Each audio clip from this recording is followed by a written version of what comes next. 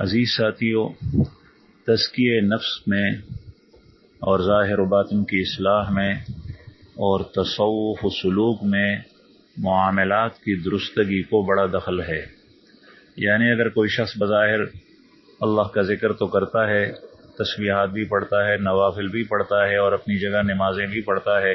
لیکن اس کے معاملات ٹھیک نہیں۔ اور معاملات کا مطلب یہ ہے کہ دنیا کی ضرورتیں وہ کس طریقے سے اور کہاں سے پوری کرتا ہے اور کس طریقے سے خرچ کرتا ہے، تو یہ معاملات اگر اس کے درست نہیں ہے تو اس میں سلوک کے نام کی کوئی چیز نہیں۔ جب اس کے معاملات بھی ٹھیک ہو جائیں عقائد اور عبادات کے ساتھ، تو تب یہ ظاہر و باطن کا اصلاح کرنے والا ہے اور یہ شیطان کے نرغے سے محفوظ رہ سکتا ہے۔ ہمارے امام ابو حنیفہ رحمہ اللہ کے شاگرد امام محمد رحمہ اللہ سے کسی نے پوچھا کہ آپ نے فقہ کی کئی کتابیں لکھی ہیں لیکن آپ نے تصوف میں کوئی کتاب نہیں لکھی، تو امام محمد رحمہ اللہ نے جواب دیا کہ کیوں نہیں لکھی تو ہے۔ اور شخص نے سوال کیا کہ وہ کون سی کتاب ہے؟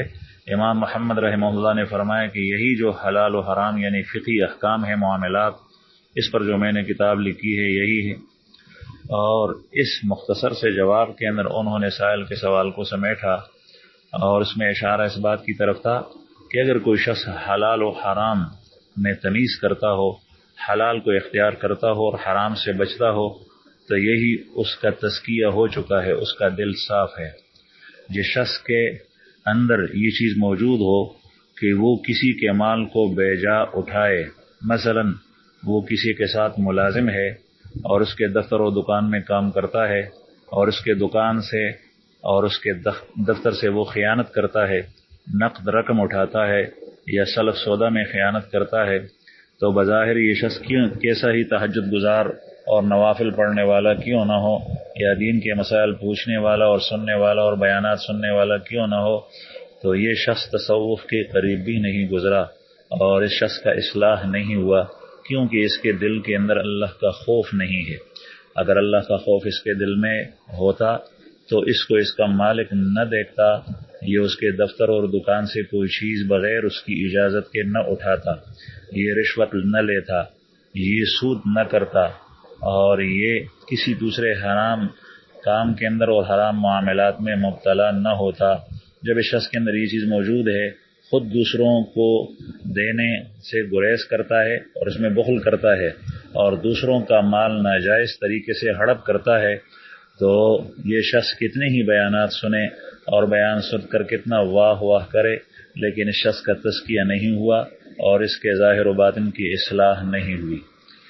ایک پیغمبر اور بعض حضرات کہتے ہیں کہ حضرت عیسیٰ علیہ السلام تھے، ان کی ملاقات ابلیس سے ہوئی، تو حضرت عیسیٰ علیہ السلام نے ابلیس سے پوچھا کہ لوگوں کے اندر تمہارا محبوب ترین شخص کون سا ہے؟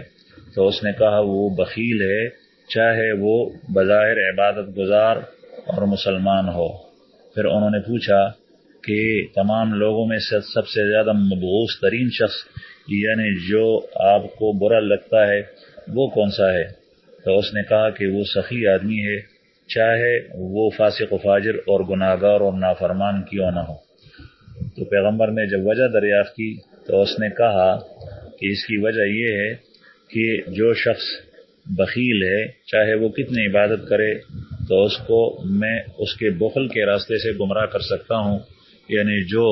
مال کے خرچ کرنے سے گریز کرتا ہے اور دوسروں سے مال ہڑپ کرتا ہے تو اس میں کسی طریقے سے گمراہ کر سکتا ہوں، اور جو سخی ہے چاہے بظاہر وہ کتنا فاسق و فاجر و نافرمان ہے، مجھے ڈر لگتا ہے کہ اللہ جل جلالہ اس کے سخاوت کی وجہ سے اس کو بخش دے اور اس کو ہدایت اور سیدھے راستے پر لائے۔ تو بہرحال بخل یہی بھی ہے کہ آدمی خرچ نہ کرے، اور بخل یہ بھی ہے حرص و لالچ، بخل سے یہ چیز بنتی ہے کہ آدمی دوسرے کا مال بے جا اٹھائے اور اس کو اپنے استعمال میں لے آئے بغیر مالک کی اجازت کے۔ تو جس شخص کے اندر یہ چیز ہو کہ وہ حرام کھاتا ہے، حرام لیتا ہے، حرام اٹھاتا ہے، چاہے وہ دوسرے کا مال چوری چپ کے اٹھانا ہو، بغیر اس کی اجازت کے اٹھانا ہو، سود اور رشوت کی صورت میں ہو، تو اس شخص کے اندر خوف خدا نہیں ہے۔ اور جس شخص کے دل میں اللہ جل شانہ تقوی اور اللہ کا ڈر نہیں ہے، تو ظاہر ہے کہ وہ صوفی کیسے بن سکتا ہے، وہ انسان نہیں ہے، اس لیے کہ دوسرے کا مال ناجائز طریقے سے اٹھانا یہ حیوانات کی صفت ہے کہ ایک حیوان دوسرے حیوان کی چیز کو اٹھاتا ہے اور دوسرے کا حق مارتا ہے، اس کو تمیز ہی نہیں ہوتی، اس طریقے سے شخص میں تمیز نہیں ہے۔ بہرحال معاملات کی صفائی انتہائی اہم چیز ہے۔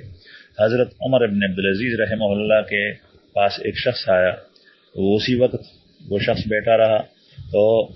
امام عمر بن العزیز رحمہ اللہ زمانے کے اندر چونکہ یہ لائٹ اور یہ بجلیاں وغیرہ یہ نہیں تھی، یہ بلب وغیرہ نہیں تھے، دیا جل رہا تھا، اور عمر بن العزیز رحمہ اللہ امت اور رعایا کے کام میں مصروف اور مشغول تھے۔ تو جب اس سے فارغ ہوئے تو شخص کی طرف متوجہ ہونے کے ساتھ ساتھ فوراً اس دیے کو اس نے بجھا دیا۔ تو اور بسا اوقات کھانے کے اوپر جو ہے وہ اس کو بجھا دیتے تھے۔ تو کسی نے پوچھا کہ یہ کیوں؟ انہوں نے جواب دیا کہ اصل میں یہ دیا جو جل رہا تھا یہ بیت المال کا ہے، اور میں رعایا اور قوم کی خدمت میں لگا ہوا تھا تو اس کے جلانے کی مجھے اجازت دی، اور جب ہم آپس میں گفتگو کرتے ہیں یہ ہمارا ذاتی مسئلہ ہے تو اب اس کے جلانے کی اور اس سے روشنی اور اس سے استفادہ کرنے کی مجھے اجازت نہیں ہے، اس لیے میں نے اس کو بجھا دیا ہے۔ اور اس کا یہ ہے وہ چیز کہ آدمی دوسرے کے حق میں تصرف ناجائز طریقے پر نہ کرے۔ دفتر سے قلم اور کاغذ اٹھانا یہ بھی خیانت ہے، اور روپے پیسے تو دوسری بات ہے کہ اگر ایک آدمی ایک ورق بھی اٹھائے یہ بھی خیانت کی بات ہے۔ ہمارے اکابرین میں، اسلاف میں، اور آج کل کے اس دور کے اندر بھی اس قسم کی مثالیں الحمدللہ بہت زیادہ موجود ہیں کہ وہ معمولی چیزوں کے اندر بھی جس کی بظاہر اجازت ہوتی تھی اور ہو سکتی تھی لیکن بغیر تصریح کے ان چیزوں میں وہ احجار کرتے تھے، ان کو نہیں اٹھاتے تھے۔ تو عرض کرنے کا مطلب یہ ہے کہ معاملات کی صفائی انتہائی ضروری ہے۔ ہر شخص اپنے معاملات کو دیکھے کہ میرا معاملہ شریعت کی روح سے ٹھیک ہے اور اس کا طریقہ بھی ٹھیک ہے، اور میرے مال کے حاصل کرنے کا طریقہ یہ حرام تو نہیں ہے،